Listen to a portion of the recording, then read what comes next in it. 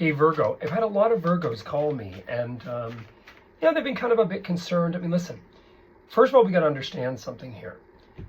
The whole element of Mercury being your planet as well as Gemini's, proceeding into Gemini when you've got Jupiter there, which is expanding the living daylights out of, Mercury kind of goes home and says, wait a minute here. This is not your home. This is my home. It's kind of like, get the friggin' heck out of here. So it's a little bit of a conflicting energy. Then you've got Venus in there. So Venus is trying to, oh my God, let's keep things pretty calm and everything. But Venus can get pretty tough too. So we got a lot of stuff going down right now. What I would say with you guys, Virgo, is that sometimes you need the conflict in your experience to get rid of the deadwood. I was specifically speaking to you guys when I did that daily for today, to get rid of the deadwood in order to move on. Is that sometimes Virgos soar when they have gotten rid of the confliction. I've had more Virgos over 34 years coming to me for personal readings interactively that have told me they've gone through the divorce, they've gone through the fight with their girlfriend, etc., and their careers have exploded, their life has exploded, but they tend to not learn from that. They tend to not learn that, hey, wait a minute, let's keep the acquaintances over there. Let's develop a really tight, close, little group of friends that are wonderful, that I share with, that I know don't have big mouths. And remember, the proof's in the pudding, right? If they come to you, gossip about others, they're doing that to you. Remember that. So, and you heard it here first. So let's just take a look, Virgo. I'm using the Rider deck just in case somebody needs to know. And that has to do with locale location. It also has to do with really being able to balance things. Think Libra. You got to sort of beg from Peter to pay Paul right now. When you go through transitions, sometimes with each and every one of us, it can be very, very difficult because we're begging Peter to pay Paul. You're borrowing off your credit card. You're extending your line of credit. You're doing this. You're doing that. You got to do this right now.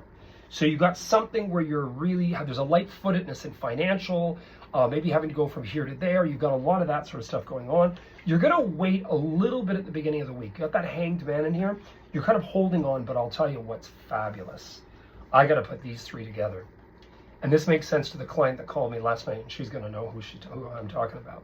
Magician, which is life path. This incorporates, remember, every single thing in here. You've got the cup, the wand, the sword, and the pentacle. So you've got all of them together. That means you're taking with you everything you've learned. Visualization, manifestation. It's worked for me. It just worked yesterday. I talked about something with a very close friend, and I went somewhere to a thrift place and found it. The same thing I was talking about. And then you got celebration, meaning that two of the things I've spoken about with a lot of people right now with this energy going on is about acquaintance versus friendship. Who we know we can trust and who we know is absolutely full of it.